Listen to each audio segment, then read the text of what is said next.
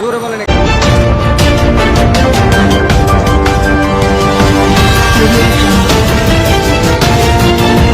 আমি কি কারণে মামলাটা খেলাম, মামলাটা আমার কি কারণে হলো আমি কিন্তু আজও কিছু জানি না। 3 মাস জেল থেকে আসছি। কিন্তু বিষয়টা হচ্ছে আমার যে মামলার কি কারণে মামলা হলো আমরা জানি না। অহিংস গণঅভ্যুত্থান বাংলাদেশ 18 আগস্ট যে আন্দোলনটা হলো সবাই ছিল। এখন সেই দিনে আমরা কাজ করছি, আমরা দিনে সুদে দিনে আমাদের পুঁজি পাবো। এখন এই পুঁজি পাইতে চাইতে চাই যে আমরা কেউ থাকলো, এটা কি আমাদের অপরাধ? পুঁজি পাওয়াটা কি আমাদের অপরাধ? প্রত্যেকটা মা বোন ভাই যারা ছিলেন এটাই মেনে নিচ্ছি। এরপর দুঃখ করে ঘটনা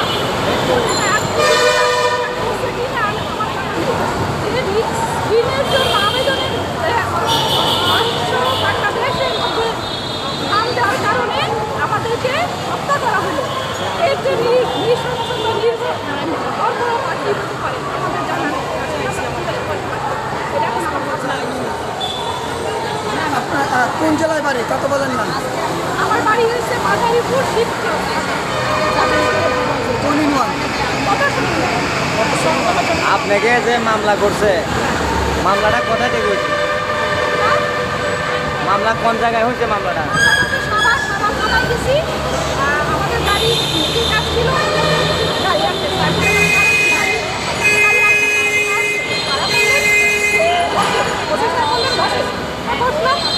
বসতে বসতে সে আসে না সন্ধ্যা হয়ে গেল। সে আমাকে বকা দিলেন। আমি জিজ্ঞেস করলাম বকাটা কেন ঢুকানো হচ্ছে?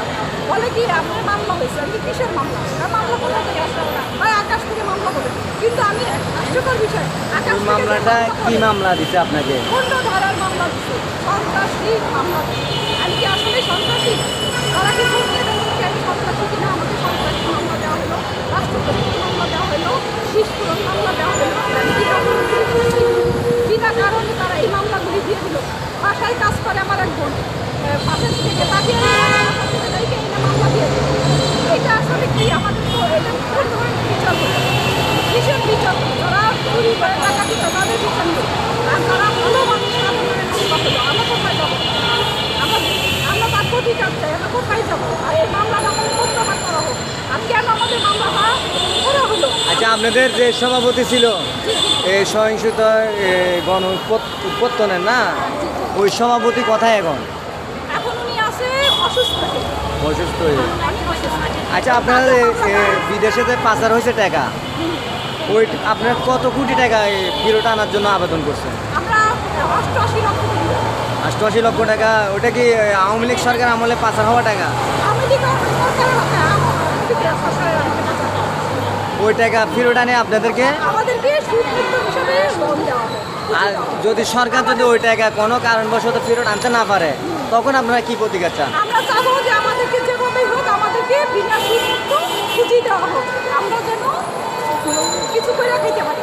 আপনাদের পরবর্তী কর্মসূচিটা কি? আমাদের পরবর্তী কর্মসূচি এই বিনা সুদে পুঁজি চাই, এটা আমাদের কর্মসূচি। এবং বিদেশের টাকা কীভাবে উদ্ধার করা যায় এটা আমরা চালিয়ে যাবো যতদিন। আপনারা যে এখন বৃক্ষরোপণ করবেন, এখন আমরা এই কর্মসূচিটা কিসের আওতায় আনতেছেন? এখন আমরা অহিংসর মধ্যে যেহেতু আমরা বড় একটা অহিংস 2,80,00,000 লোক, 2 কোটি লোক প্রায়, আমরা তাদেরকে নিয়ে যেহেতু এত বড় একটা আমাদের সংগঠন, আমরা গাছ লাগিয়ে পরিবেশ দেখাই দিতে চাই যে আসলে আমরা পারি, আমরা পরিবেশকে রক্ষা করতে পারি।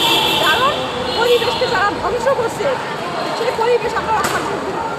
জীবন বৈচিত্র্য বাঁচাই রাখার জন্য আমরা এখন আপনারা যে এখন বৃক্ষরোপণ গাছ চারা রোপণ করবেন, এটা এগুলি আপনারা কোথা থেকে আনবেন? এখন আমরা বিভিন্ন জায়গা থেকে, সংস্থা থেকে, বিভিন্ন ব্যক্তি প্রতিষ্ঠান এবং খুব স্বল্প মূল্যে স্কুলে যারা বলি আমাদের একটি গাছ তোমাদের হাতে পৌঁছে দেব 20 টাকার বিনিময়ে একটি গাছ। কারণ আমরা এত টাকা তো আমরা দিতে পারি না, কারণ আমাদের সে অর্থ নেই। এখন আমরা স্কুলের টিচারদের যারা বলি, স্কুলে যারা বলি যে আপনাদের ছাত্রদের বলেন একটা করে গাছ লাগাতে। এখন মোটামুটি টিচাররা অনেক সহযোগিতা করতেছে আমাদের গাছ লাগাতে, মানে খুব খারাপ আছে এবং স্যারেরা অনেক সাহায্য করতেছে। প্রত্যেকটা স্কুলেই 500, 600, 700, 800 করে গাছ বিক্রি হচ্ছে। মাশাআল্লাহ, আমি খুব খুশি। স্যারদের যে এই আগ্রহটা দেখে যে তারা আসলে স্বতঃস্ফূর্তভাবে যে আমার সাথে সাড়া দেয়, এটার জন্য আমি আসলে খুব আনন্দিত এবং গাছ বৃক্ষরোপণ করে আমি খুব আনন্দ পাইতেছি। এবং আপনারা কি শুরু করছেন না করবেন? শুরু করছি অলরেডি 10,000 ভিতরে হয়ে গেছে অলরেডি। আপনার জাজিরা কোনে? থানায় জাজিরায়? জাজিরা থানা প্রায় স্কুলে করা হয়েছে, শিবচরও প্রায় এটা কি সমাজ সেবার থেকে? হ্যাঁ? এটা কি সমাজ এটা সেবা থেকে? সম্পূর্ণ অহিংস বাংলাদেশের উদ্যোগ আর আমার পার্সোনাল উদ্যোগ, আমার ব্যক্তিগত